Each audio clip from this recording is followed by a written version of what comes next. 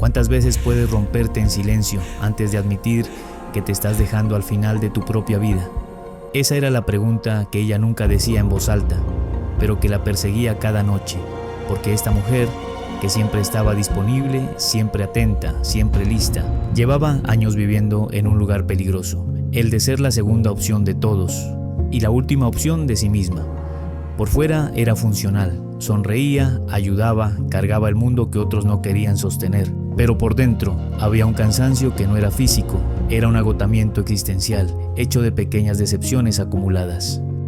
La escena que lo resume todo parece simple, una llamada, una persona importante contándole sus problemas, ella dejando todo para escuchar, y cuando por fin intentó hablar de su propio dolor, recibió un luego te llamo, un ok, un silencio. Ese fue el momento en que su corazón entendió algo que su mente había evitado por años.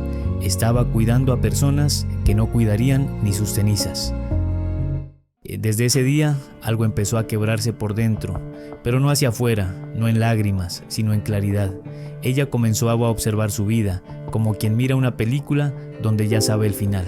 Siempre estaba ahí para todos, pero cuando ella caía, nadie aparecía. Cancelaba planes para alguien que, cuando ella necesitaba un mínimo gesto, siempre tenía otros compromisos. Se esforzaba por ser mejor pareja, mejor amiga, mejor hija, creyendo que si daba un poco más, por fin alguien la elegiría primero, pero la vida le devolvía el mismo patrón. Daba más, la usaban más, y lo que más le dolía no era el abandono, era la culpa que sentía por creer que lo merecía. Ese conflicto la consumía, el miedo a poner límites, el miedo a quedarse sola, el miedo a dejar de ser útil. Era una guerra interna entre lo que sabía que necesitaba y lo que temía perder si se elegía a sí misma. El giro no llegó con un grito, ni con una discusión, ni con un portazo. Llegó con algo mucho más frío y mucho más irreversible, comprensión. Un día, después de otra conversación, donde ella escuchó, apoyó y sostuvo, intentó hablar de lo suyo, y de nuevo recibió un no es para tanto, un ahorita no puedo, o peor, silencio. Fue en ese instante cuando una frase la atravesó como un rayo. Yo he estado cuidando a personas que no cuidarían ni mis cenizas. No fue rabia, fue lucidez. Vio el patrón completo. No era que nadie la eligiera, era que ella nunca se había elegido a sí misma. Y por primera vez, en vez de preguntarse ¿por qué nadie me elige?, aparece la pregunta que lo cambió todo. ¿Por qué sigo esperando que otros vean un valor que yo misma no reconozco? La verdad que descubrió fue tan simple como brutal. La disponibilidad sin límites no era amor, era miedo. Miedo a quedarse sola. Miedo a no ser suficiente. Miedo a que, si dejaba de dar, nadie se quedaría. Pero ese día entendió lo que los estoicos repetían una y otra vez. El dolor no viene de lo que te hacen, sino de lo que crees que significa lo que te hacen. Antes interpretaba el silencio como prueba de que no valía.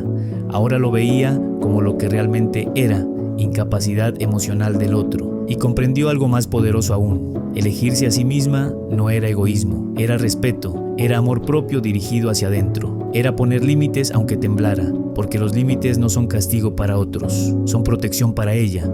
Su valor no se ganaba con sacrificios, su valor ya existía, solo tenía que dejar de mendigar lo que merecía por derecho. Al final ella no se volvió fría, no se volvió dura, se volvió consciente, dejó de preguntar ¿me aman? Y empezó a preguntarse ¿me respetan? Dejó de correr detrás de quien la veía como opción y comenzó a caminar hacia quien la veía como presencia. Aprendió que la soledad no era un enemigo, sino un filtro. Todo lo que se cae cuando pones límites nunca fue tuyo. Y hoy su mirada es distinta. Ya no busca convencer a nadie de su valor, porque entendió que la primera persona que tenía que verlo era ella. La pregunta ahora es para ti.